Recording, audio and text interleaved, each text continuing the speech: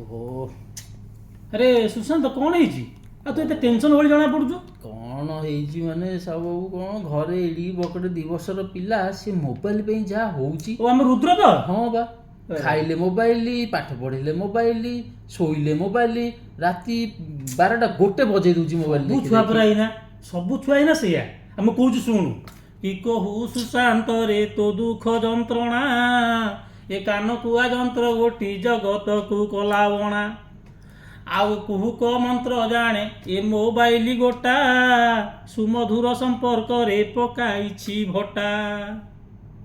ତାମାନେ କ'ଣ ସମସ୍ତେ ସେ ମୋବାଇଲ ପାଗଳ? ହଉ ଏଡ଼ିକି ବକଟେ ଯନ୍ତ୍ର ସେ ସଂସାରଟାକୁ ବାୟା କରିଦେଲା। ଖାଲି କ'ଣ ସେତିକି କିରେ ସୁଶାନ୍ତ? ଆଉ? ମୁଁ ଆହୁରି କହୁଛି ଶୁଣୁନୁ, ମନ ଦେଇ ଖାଲି ଶୁଣୁ।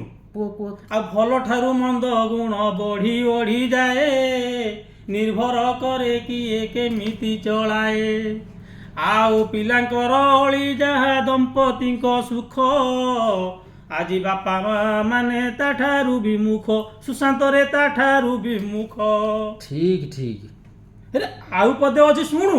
କୁହ। ଆଉ ଜନ୍ମ କାଳୁ ଦେଖାଇଲେ ମୋବାଇଲ ଦେଖି ଶିଶୁ ହସେ ଖିଲି।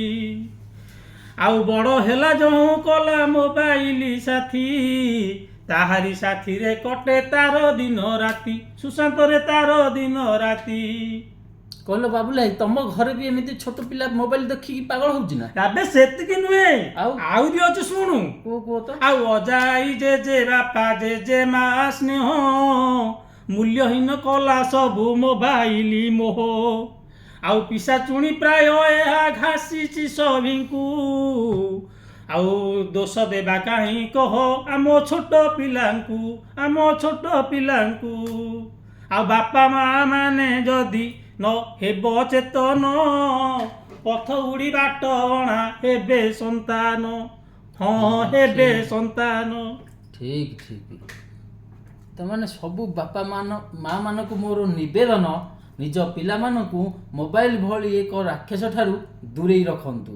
ନହେଲେ ଆପଣ ନିଜ ହସ୍ତରେ ଆପଣଙ୍କ ପିଲାମାନଙ୍କର ଭବିଷ୍ୟତକୁ ଅନ୍ଧକାରମୟ କରିଦେଉଛନ୍ତି।